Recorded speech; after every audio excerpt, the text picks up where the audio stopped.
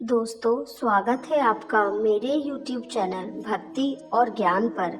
1 नवंबर के दिन सुहागिन महिलाएं करवा चौथ व्रत रख अपने सुहाग की लंबी उम्र की कामना करेंगी। करवा चौथ की पूजा के दौरान करवा चौथ की कथा का पाठ करना बेहद जरूरी माना जाता है। शादीशुदा महिलाएं करवा चौथ का व्रत अपनी सुहाग की सलामती के लिए रखती हैं। इस साल करवा चौथ का व्रत 1 नवंबर यानी बुधवार के दिन रखा जाएगा। करवा चौथ का निर्जला व्रत का पारण चंद्रमा को अर्घ्य देने के बाद किया जाता है। वहीं करवा चौथ की पूजा के दौरान करवा चौथ की कथा का पाठ करना बेहद जरूरी माना जाता है। इसलिए जानते हैं करवा चौथ की पूजा का शुभ मुहूर्त और करवा चौथ की कथा। करवा चौथ की पूजा का शुभ मुहूर्त शाम 1 नवंबर को शाम 5:44 से रात 7:02 तक रहेगा। करवा चौथ पर चांद निकलने का समय 8:26 से को रहेगा। कार्तिक कृष्ण पक्ष चतुर्थी तिथि की शुरुआत रात 9:30 बजे 31 अक्टूबर 2023 को हो जाएगी और कार्तिक कृष्ण पक्ष चतुर्थी तिथि का समापन 1 नवंबर 2023 को रात 9:19 पर होगा। तो आइए सुनते हैं करवा चौथ माता की कथा। उससे पहले मेरे चैनल को सब्सक्राइब करना ना भूलें। बहुत समय पहले की बात है। एक साहूकार के 7 बेटे और उनकी एक बहन करवा थी। सभी सातों भाई अपनी बहन से बहुत प्यार करते थे, यहाँ तक कि वे पहले उसे खाना खिलाते और बाद में स्वयं खाते थे। एक बार उनकी बहन एक ससुराल से मायके आई हुई थी। शाम को भाई जब अपना व्यवसाय बंद कर घर आए तो देखा उनकी बहन बहुत व्याकुल थी। सभी भाई खाना खाने बैठे और अपनी बहन से भी खाना खाने का आग्रह करने लगे, लेकिन बहन ने बताया कि उसका आज करवा चौथ का निर्जल व्रत है और वह खाना सिर्फ चंद्रमा को देखकर उसे अर्घ्य देकर ही खा सकती है। क्योंकि चंद्रमा अभी तक नहीं निकला है, इसलिए वह भूख प्यास से व्याकुल हो उठी है। सबसे छोटे भाई को अपनी बहन की हालत देखी नहीं जाती और वह पीपल के पेड़ पर एक दीपक जलाकर चलनी की ओट में रख देता है। दूर से देखने पर वह ऐसा प्रतीत होता है कि जैसे चतुर्थी का चांद उदित हो रहा है। इसके बाद भाई अपनी बहन को बताता है कि चांद निकल आया है, तुम उसे अर्घ्य देने के बाद भोजन कर सकती हो।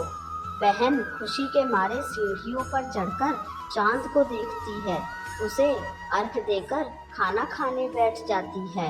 वह पहला टुकड़ा मुंह में डालती है तो उसे छींक आ जाती है, दूसरा टुकड़ा डालती है तो उसमें बाल निकल आता है और जैसे ही तीसरा टुकड़ा मुंह में डालने की कोशिश करती है तो उसके पति की मृत्यु का समाचार उसे मिलता है। वह बौखला जाती है।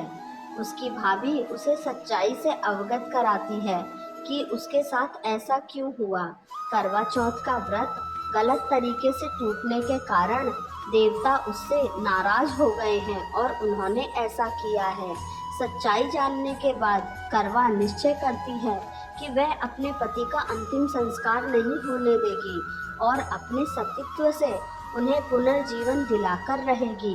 वह पूरे 1 साल तक अपने पति के शव के पास बैठी रहती है, उसकी देखभाल करती है, उसके ऊपर उगने वाली सुई नुमा घास को वह एकत्रित करती जाती है।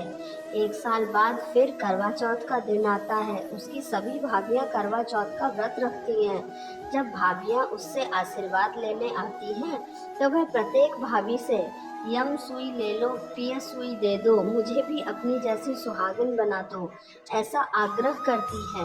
लेकिन हर बार भाभी उसे अगली भाभी से आग्रह करने का कह चली जाती है।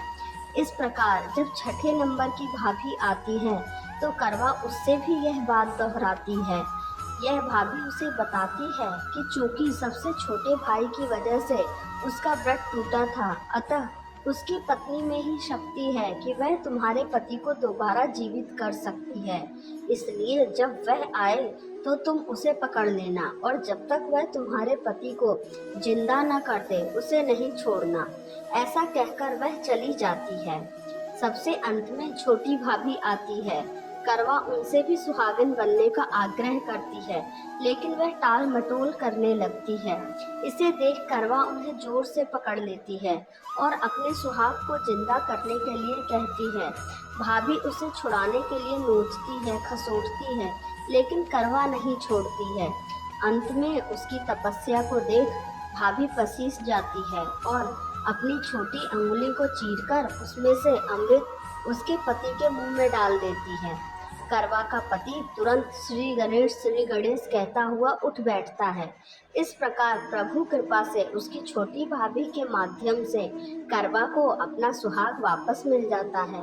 हे श्री गणेश माँ गौरी, जिस प्रकार करवा को चिर सुहागन का वरदान आपसे मिला है, वैसे ही सब सुहागिनों को मिले।